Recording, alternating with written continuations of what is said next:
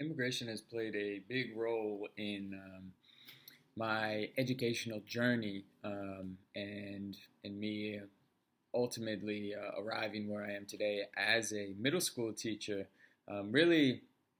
this began because I moved to Wyoming when I was 12 and began studying in an education system that had a lot more immigrants than where I studied before. As I mentioned in my blog post, I grew up in Massachusetts, and while I was studying here, I studied in a white suburban school outside of Boston. And there was a program called METCO that actually brought in a large group of urban students from more disadvantaged areas like Roxbury or Dorchester here in Boston, and actually bus them in not only to my community but also to suburban school districts in the surrounding communities as well. Um, and this is a big phenomenon that has been largely discussed, in the over the past 20, 30 years. And I'm actually not sure if it still exists today, but looking back and reflecting on my own experience, I think, as I wrote in my blog post, that ultimately it was very positive for the white students who were already at these schools, because without this program, these white students wouldn't have had any interaction with any people that were unlike them, that came from different places, and from different races and had different ideologies and things like that. So I think it was very positive in helping the white students experience a little bit of diversity, but I think ultimately it was also a net negative for these actual populations like Dorchester or Roxbury that still to this day have a much higher crime rate and have much worse school systems, because the focus was to bus students out of those systems and bring them into communities with more resources, as opposed to actually focusing on those communities and attempting to change the school systems and make them better within those cities and those locations themselves. Um,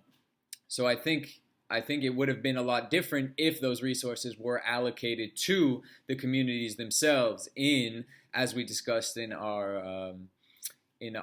video conference last week, in terms of bringing a curriculum that actually features more histories of the people who are actually living in those places, bringing educators that actually have similar experiences to the students that they're working with, because that was definitely not the case when I was growing up here. And what I saw from the METCO program was that the curriculum didn't change, but the student body changed. But still, they were given the same knowledge that the white students were given, which I think in the long term isn't necessarily positive, because once these students graduated from middle school and high school, a lot of them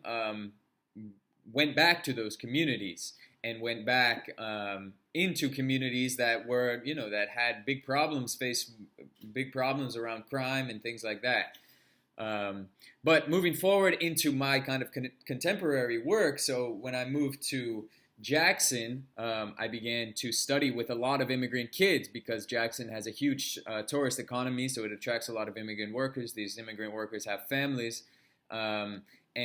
these kids end up in the school system. So now, in at least in 2020, about a third of the school population um,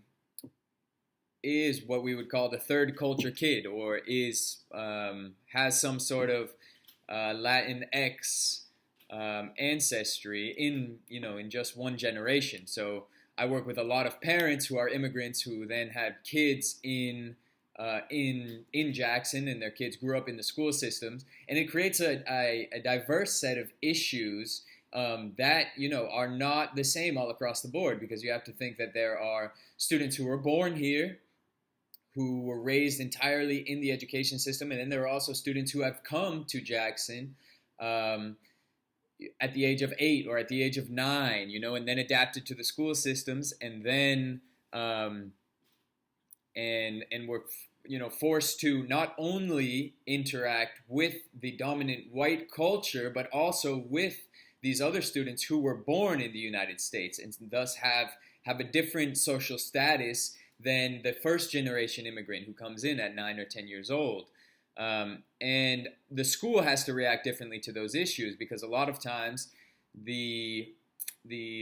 students who are born in the U.S. and raised in the American school systems, they speak better English than they speak Spanish. But still, in many ways, they are behind in their English due to the fact that they speak Spanish at home all of the time. So that creates an issue in the classroom, because though these students have some proficiency in Spanish, their proficiency isn't all the way where it should be in English.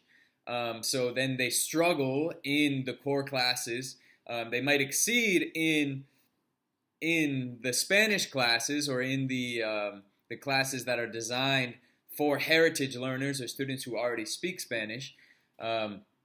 But then again, their grammar in Spanish is definitely not proficient in many ways. They have different difficulty conjugating different things. So the level both of English and Spanish, depending on the story, the history of how these students or how their parents immigrated, all affect how they're then, what the school does to deal with these students on a day-to-day basis, actually within the school. And I know, for example, just from my own experience, it's the most difficult thing that my colleagues and I deal with in the school, is catering towards all of these different abilities on a day-to-day basis, because some students require much more individual help than others. And also there is a dual immersion program that has emerged in the past 10 years in Jackson, so that some of the core classes from elementary school are offered in Spanish as well for white students, to gain proficiency in Spanish as they progress through their schooling up until high school. And that creates many issues, because within these classes, there are both white students and immigrant students who obviously have much different levels of proficiency than, so it's not all one size fits all. Within a classroom, you might have 20 students. Some of them are good at some things, some of them are better at writing, some of them are better at reading, some of them are better at speaking, but they're not all on the same page. So that creates the need for a lot of diversification from the educators in order to answer the question, what does success mean for each one of these individual students? And that's not very easy. I know really my last personal reflection from this is that within my school district, at least, I know that